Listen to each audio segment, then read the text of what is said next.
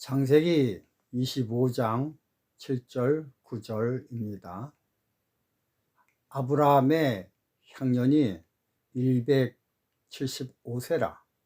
그가 수가 높고 나이 많아 기운이 지나여 죽어 자기 열조에게로 돌아가매 막벨라 굴에 장사하였더니.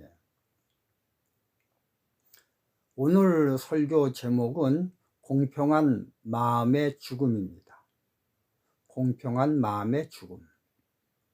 여러분, 죽음, 이것을 깊이 생각하면 이건 이 세상에서 가장 공평한 사건입니다. 이보다 더 공평한 일이 세상에 어디 있겠습니까? 사람이 살아있을 때는 공평과 전혀 무관한 생활을 합니다. 살아있다는 자체가 불공평의 상징입니다.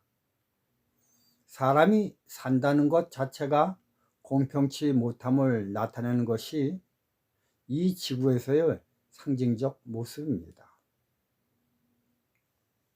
죄의 모습이지요. 그러므로 이 지구에 죽음이 있다는 것은 하나님이 존재하시다는 증거 중에 최고의 증거입니다.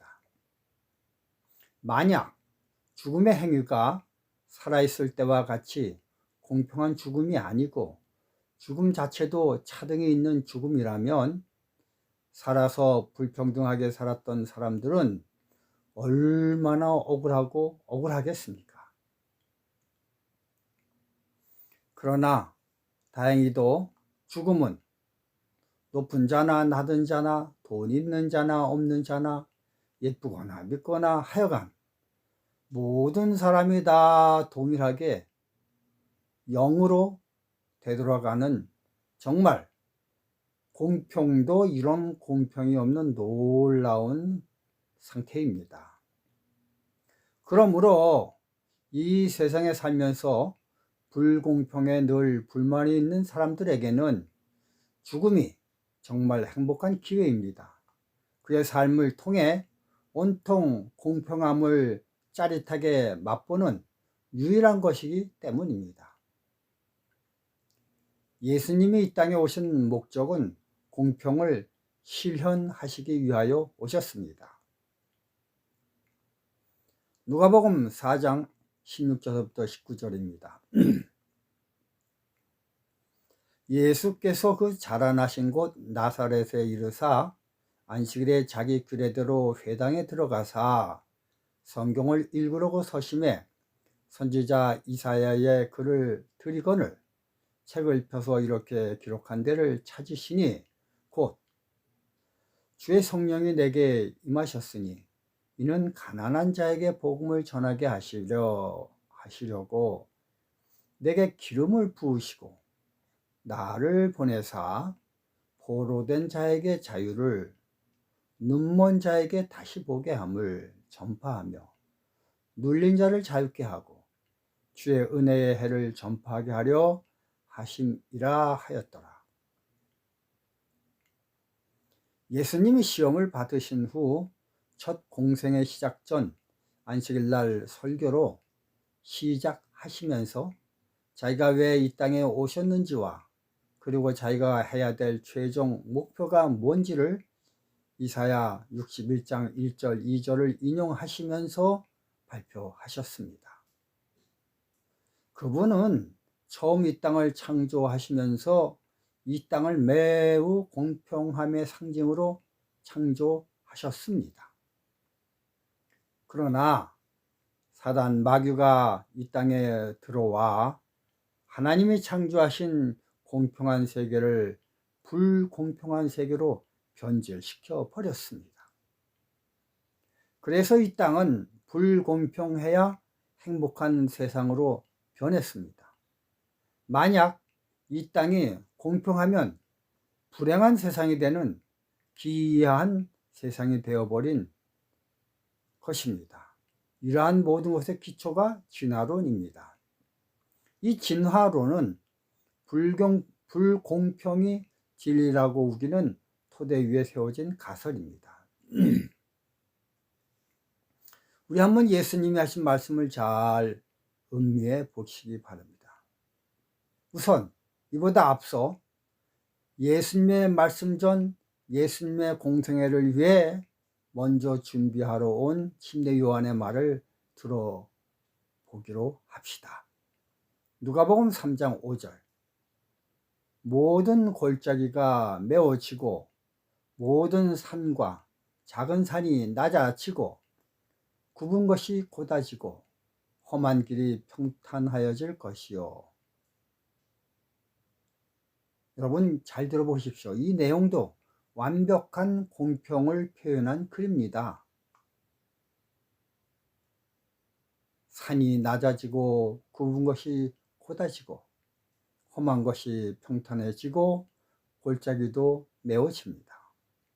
온통 공평해집니다. 이것이 복음입니다. 죄로 인해 차등이 있는 것이 복음에 의해 공평해진다는 사실을 묘사한 글입니다. 그런데 침례 요한이 인용한 이사야서의 글은 물질로 된 것의 공평을 말하는 것입니다. 그런데 똑같은 이사야서를 인용하시면서 예수님께서는 그 공평을 최고의 창조물인 인간의 상태를 공평하게 한다는 것을 표방하여 말씀하시고 계십니다. 가난한 자에게 복음을 전하게 하시려고 내게 기름을 부으시고 나를 보내사 포로된 자에게 자유를, 눈먼 자에게 다시 보게 함을, 눌린 자를 자유케 함을, 이러한 것의 은혜를 전파하려 하심이라. 어쩌면 인간은 그들의 힘으로 물질적 공평은 할 수가 있을 수도 있습니다. 그러나 인간들이 전혀 할 수 없는 것은 사람의 마음을 공평하게 할 수 있는 것이 할 수가 없습니다. 이것은 불가능한 영역입니다. 그런데 예수님이 오셔서 인간들의 마음을 공평하게 해 주신다고 하시는 것입니다. 인간의 영역에서 불가능한 것을 예수님이 하신다는 것입니다. 사실 물질적 공평은 아무것도 아닙니다. 사람들의 마음에, 이 사람들의 마음 생각에 공평하다라고 생각을 하면, 판단을 하면 아무리 물질적으로 불공평해도 그것은 공평한 것입니다. 반대로 물질적으로 아무리 공평해도 사람들의 마음에 느낄 때 이건 불공평해 라고 생각되면 물질이 아무리 공평해도 그것은 불공평한 것이 됩니다. 그래서 칼 마르크스와 엥겔스 그리고 스탈린에 의해 물질적 공평한 공산주의를 실현했지만 실패하고만 혁명이 되어 버렸습니다. 마음이 공평하다고 느끼지 못하는 물질적 공평은 절대 공평이 될 수가 없습니다. 이러한 것들을 이들이 행동한 혁명을 통해 증명해 보였습니다. 그래서 예수님은 모든 골짜기가 메워지고 모든 산과 작은 산이 낮아지고 굽은 것이 곧아지고 험한 길이 평탄케 해지는 물질적 공평이 아니라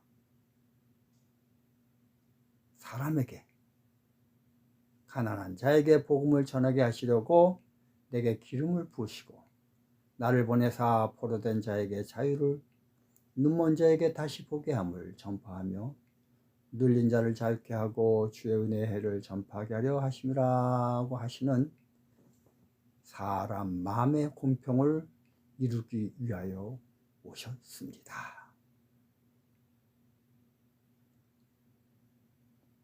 그리고 이러한 물질적, 육적, 정신적, 마음적 이러한 모든 공평 중에 최고의 공평이 바로 죽음입니다. 제가 목회할 때 한 번은 엄청난 부자 되시는 분이 돌아가셔서 장례를 치르게 되었습니다.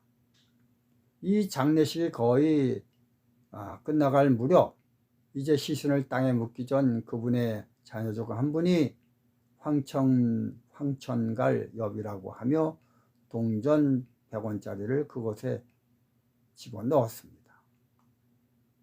사실 죽은 그 사람은 그 돈 100원조차도 가지고 갈 수가 없습니다.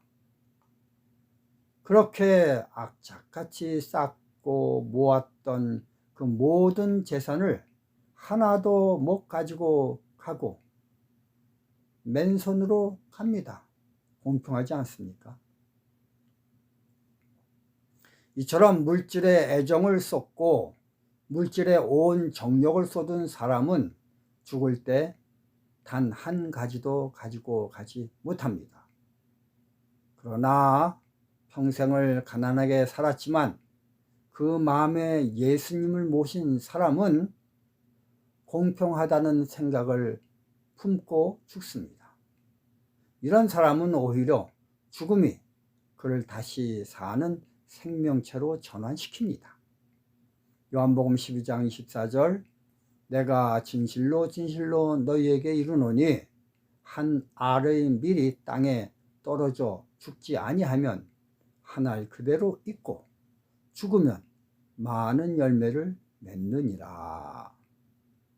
아브라함은 죽었습니다.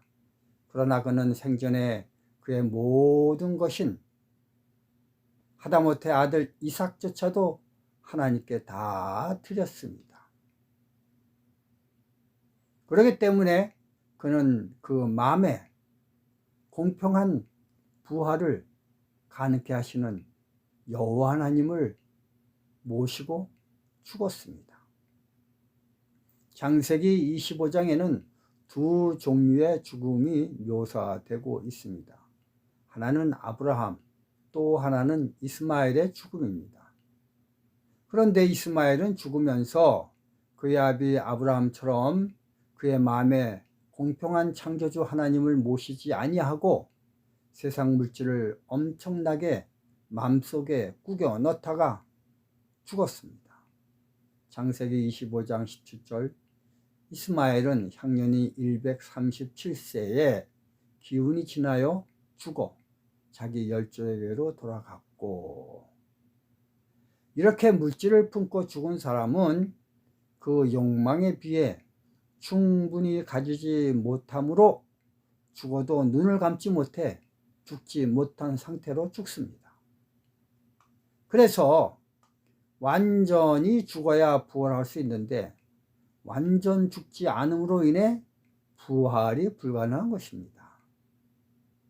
물질을 향한 불평등한 마음을 품은 사람은 불평등하다는 마음을 가졌기 때문에 부활이 불가능합니다. 그러나 마음에 평등한 예수님을 모신 사람은 마음이 평화로워 세상 모든 근심 걱정을 다 내려놓고 안전하게 죽음을 맞이합니다. 이런 평등한 마음을 가진 사람의 죽음을 가리켜 성경은 이렇게 말합니다. 계시록 14장 13절 주 안에서 죽은 자들은 복이 있도다.